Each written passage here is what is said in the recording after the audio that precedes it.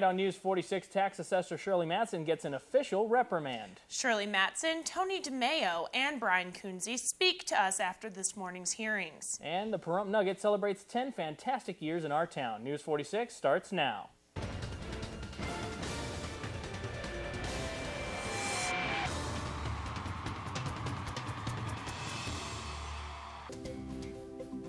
News 46 is brought to you in part by the Pahrump Nugget Hotel and Casino, located at the intersection of Route 372 and Highway 160 in the heart of Pahrump. You can call the Pahrump Nugget at 775-751-6500, or you can visit their website at www.pahrumpnugget.com. News 46 is also brought to you by Affiliated Chiropractic and Physical Therapy, specializing in comprehensive accident rehabilitation. Our goal is to create the individual treatment plan that will restore your health and end pain. Come in for your free consultation. Call 775-727-8900. Pahrump's #1 media source for local news, weather, and sports.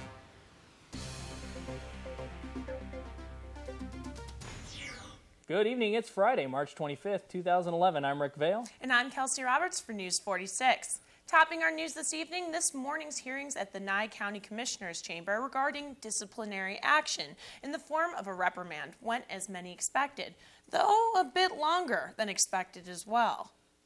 Nye County Commissioner Joni Eastley read and prepared resolution publicly reprimanding the elected official for what she called embarrassing to Nye County. Adopt a resolution, and I ask that the language in this resolution is as follows.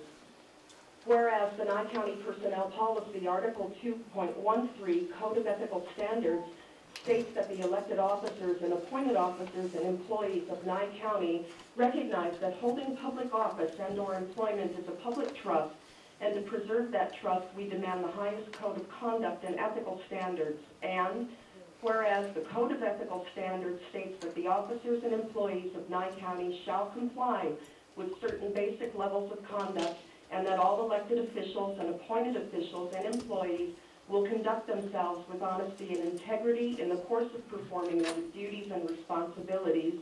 And whereas the Code of Ethical Standards states that elected officials and appointed officials will, at all times, act in a way that upholds the values and the integrity and good reputation of Nye County.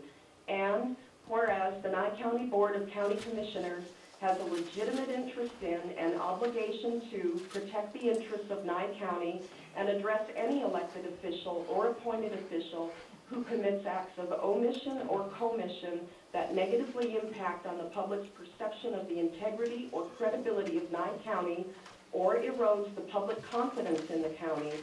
And whereas Shirley L. Manson, the duly elected assessor of Nye County, made various written communications containing racially charged and insensitive comments concerning the immigration status of contract workers and employees for the county, the nature of which were wholly inappropriate and volatile and served to initiate public backlash. And whereas Mrs. Manson sent many of these communications through the Nye County email system under the seal of Nye County in her official capacity as Nye County assessor.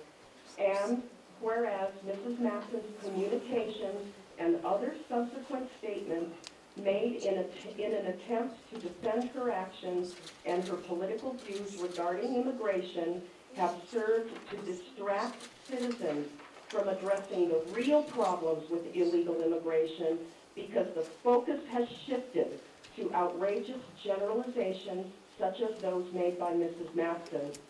Now, therefore, be it resolved that the Nye County Board of Commissioners does hereby publicly reprimand Mrs. Manson for using her public position in such a manner as to negatively impact the public's perception of Nye County through the making of public comments tending to suggest that Nye County officials tolerate racial discrimination, a position that is wholly inconsistent with the policies and practices of Nye County. That's my motion, Mr. Chairman. Wrote all that since the evidence has come in, Commissioner. Very impressive. Well, Shirley Manson and her attorney, Nancy Lord, spoke to News 46 about her plans for the future and how the hearing went in their opinion. It was obviously planned from the jump, and to tell you the truth, a reprimand from these guys is a badge of honor that my client and I will wear proudly. Shirley, tell me, you got to speak up a little bit in there, but did you think you got to say everything that you wanted to say? You know, probably just as much as I wanted to say, because I don't really want to say anything about them, but I think they're wrong, and I've got so much support in the community, and every time, you know, they do one of these things or Tony goes on the radio or whatever, I get so many more people that are coming in that are supporters. Now they want me to run for sheriff. They're giving me campaign money for my next election. They're asking me to put signs up all over. When I campaigned, I'm for the people. I didn't come up through the unions. I'm not their gal. I'm going to fight for the people. And that's the way it's going to be. I'm not going to stand down. I've got the support of the people behind me, and that's all there is to it. That's something that Commissioner Shinhoffen spoke about, that he's had about half and half. Some people who want to run you out on the rail, he said, some people who are completely in support of your beliefs. There's a difference between illegal immigration and racial profiling. Yes, there is, and I wasn't racial profiling anybody. My concern was with it. Well, you know, illegal immigration and there's legal immigration. All I asked was a question. And I know that, Nancy, you spoke a little bit about Commissioner Joni Eastley and how she already had that resolution prepared. How obvious was that? She went on for 3 or 4 minutes, and she said this was based on the testimony and the evidence presented today. Nobody could have written that in 20 minutes. That was something somebody obviously spent hours. No matter what was said, this was simply, they had this all planned. They were going to reprimand Ms. Manson. But you know what? That's all they can do. They didn't elect her, and they can't diselect her. And I think she's going to be reelected to this or a higher office. Sheriff Tony DeMeo commented that he would need probable cause that a law was being broken for him to investigate if the workers were in fact illegal immigrants. The first email, the comments by definition are, we have to go by the definition. That's, what racial profiling is, what racism is, because requirement by law is that we don't do that. And the first comments were basically racial. It was discriminatory and prejudice. Definition of racism. The addition to that is for us to initiate investigation, not because of any kind of potential criminal conduct or suspicious behavior, but because the color of the skin, how they looked, and this language spoken. I read the definition of racial profiling that's recognized into the record. And for us to conduct an investigation based upon the email that we got would have been in violation of the 4th and 14th Amendments. In addition, in any of the emails that Ms. Manson sent to the Nye County Sheriff's Office, there was no articulation of any kind of suspicious criminal conduct or anything that would give us at least reasonable suspicion that these individuals committing any kind of criminal behavior.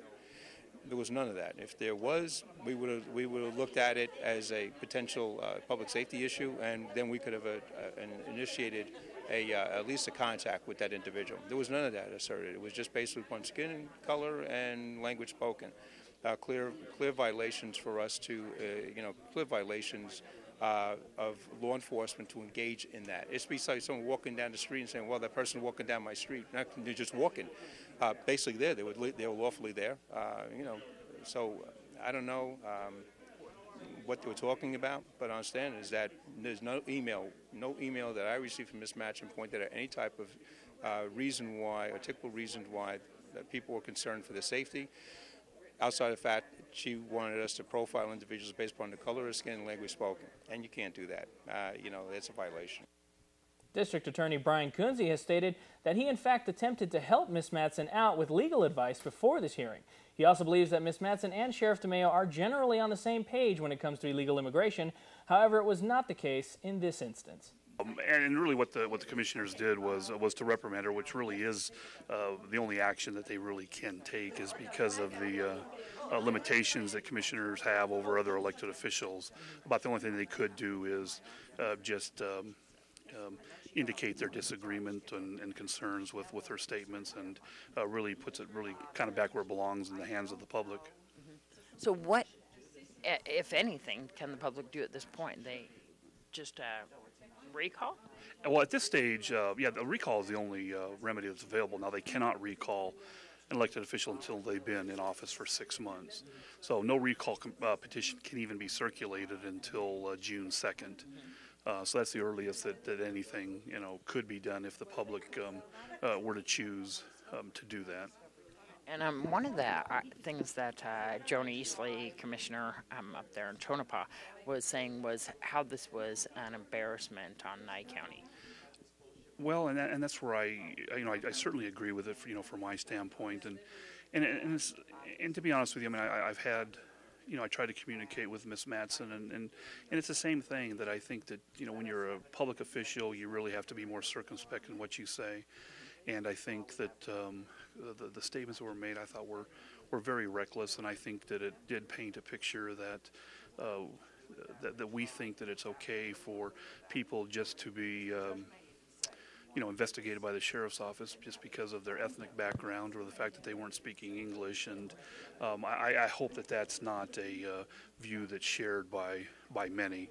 I think that violates just about every element of our constitutional protections, and I certainly don't want the government to have the right to try to just stop me because they don't like the way I look or what language I'm speaking, and think that gives somebody the right to question my legality in being in this country. Now, you can see the hearing in its entirety, as well as the interviews that followed, on our YouTube page. Before we head into our first break on this Friday evening, here's a word from our good friends at the Pahrump Nugget. Hey, happy Friday. Welcome to the Pahrump Nugget. My name's Rick Uhas, and I'm the general manager. Celebrating this weekend 10 years in Pahrump. Our celebration starts on Saturday at 4:15 p.m. all the way to 8:45, where every half hour we're going to have a $500 drawing for some lucky winner. At 9:15, we culminate with a $5,000 drawing to one of our lucky winners. Also, cake and champagne, entertainment on stage all weekend. On Sunday, free bowling. To celebrate our bowling alley 10 years here at the Pahrump Nugget. We're also teaming up with Nevada Special Olympics, so come bowl with us for free, and if you want to make a donation to Nevada Special Olympics, money goes to a great cause. We culminate our 10-year anniversary on Thursday the 31st. Thursday evening, we're giving away a 2010 Kia Optima to some lucky winner, so come join us. Also, I'd like to talk a little bit about April. First big event in April is Wednesday, April 6th, we have Ladies' Night. And Ladies' Night theme in April is Urban Cowgirl. So put on your boots, your cowboy hats, and come join us for a great Ladies' Night in April. Thank you all. Come enjoy the weekend with us at celebrating 10 years at the Pahrump Nugget. Have a great weekend and look forward to see you. News 46 is brought to you in part by the Pahrump Nugget Hotel and Casino, located at the intersection of Route 372 and Highway 160 in the heart of Pahrump. You can call the Pahrump Nugget at 775-751-6500, or you can visit their website at www.pahrumpnugget.com. News 46 is also sponsored by Affiliated Chiropractic and Physical Therapy, specializing in comprehensive accident rehabilitation. Our goal is to create the individual treatment plan that will restore your health and end pain. Come in for your free consultation. Call 775-727-8900.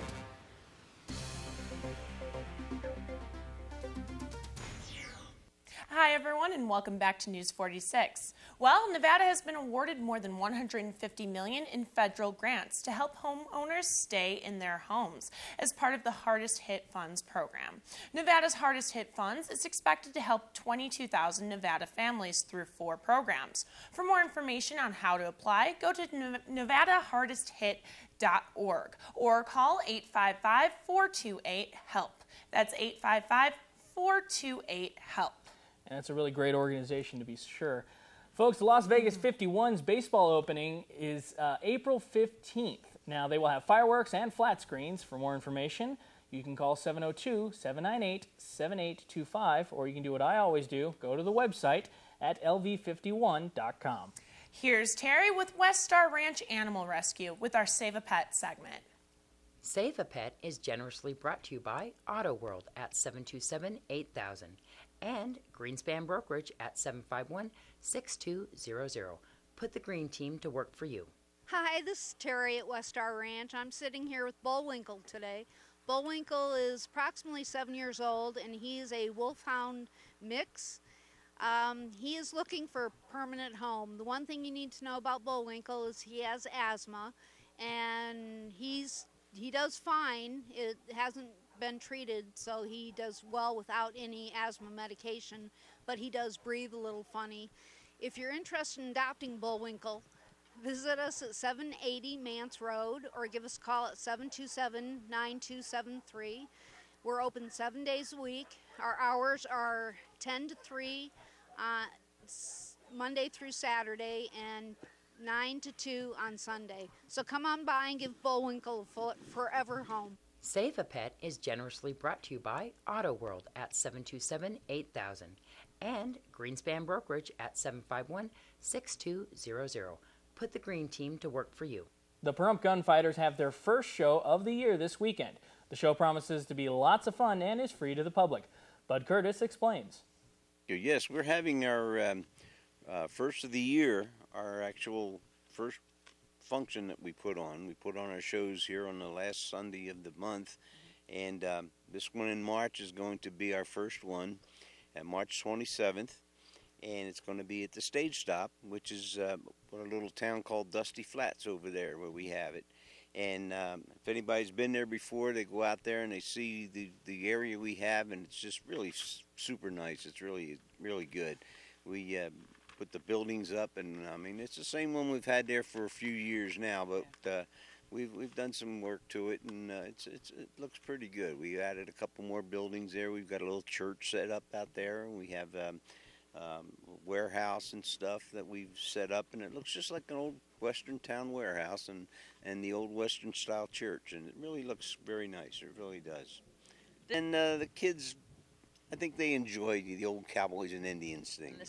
Now, we do have that little spot out there where it has that hole in the ground. Yeah. So if people want to go in that area, they have to go around the blockade and park in against the fence. If they don't, they can park right in there by the Stage Stop Casino. They can come through the gate and come right into our bleacher area and sit there, and we'll have everything for them. And for more information on the show or for the Pahrump Gunfighters and how you can possibly become a Pahrump Gunfighter, you can call 751-3458.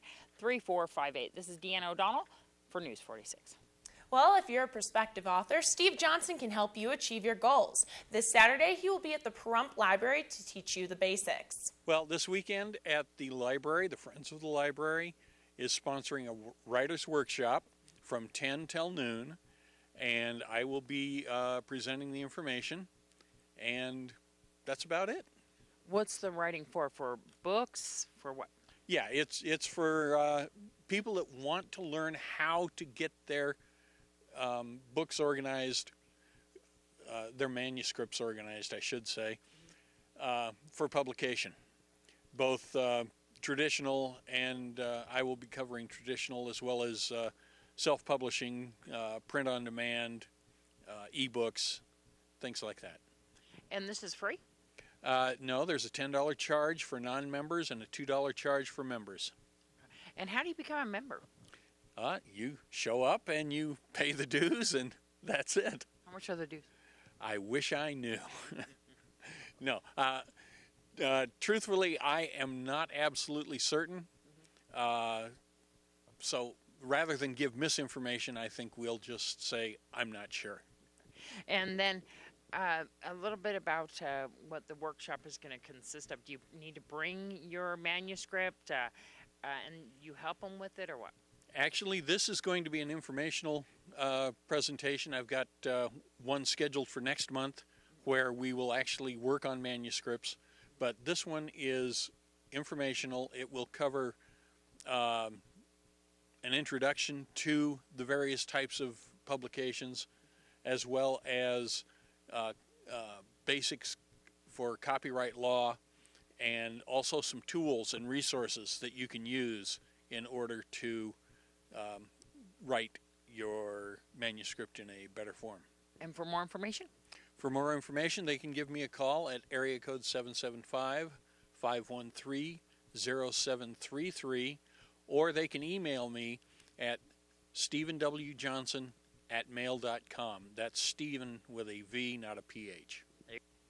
Well, just about everyone has, at the very least, heard of Facebook. It's the social networking website which allows people to connect with their friends and families from all over the world.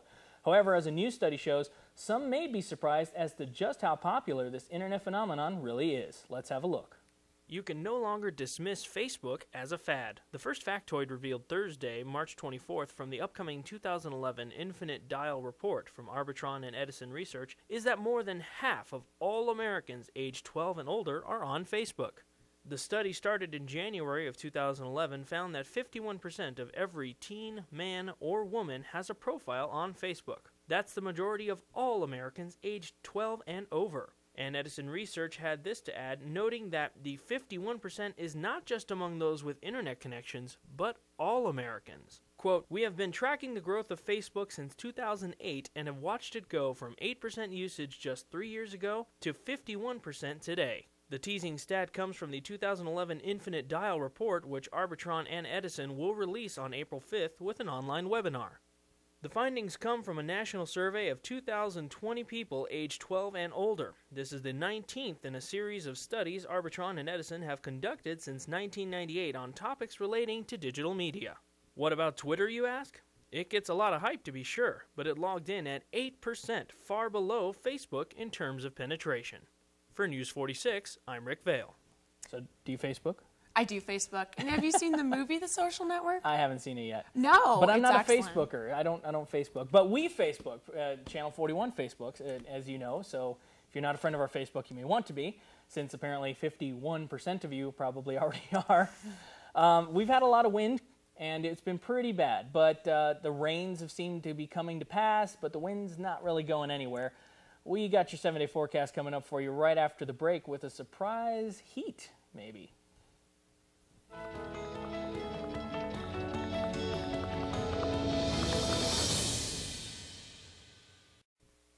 News 46 weather is brought to you by your local dairy farmers. Dairy products are very important in maintaining a healthy body. For more information, you can visit their website at nevadadairycouncil.org.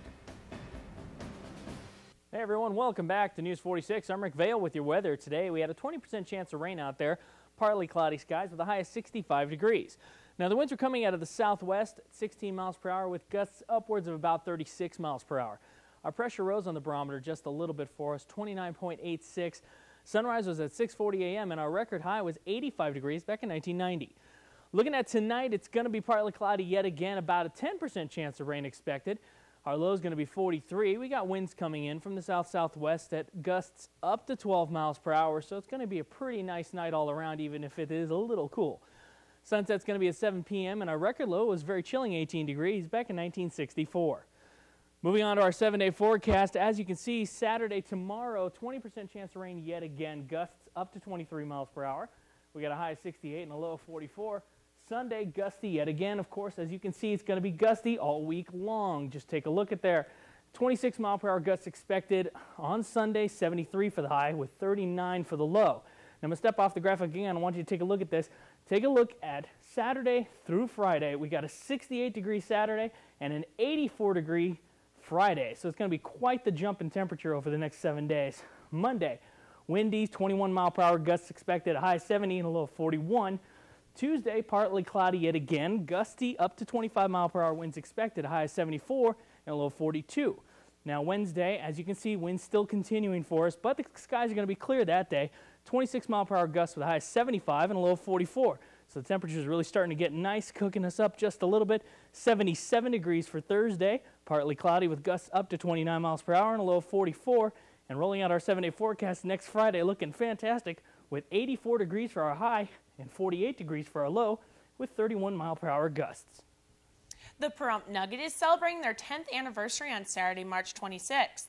The event starts at 6 p.m. and there will be champagne and a $10,000 giveaway. That's awesome. Yeah. Who can use $10,000? I know I could. Folks, Sunday, March 27th is the 6th annual American Cancer Society's Save the Boobs Poker Run. The run will, of course, be benefiting breast cancer research.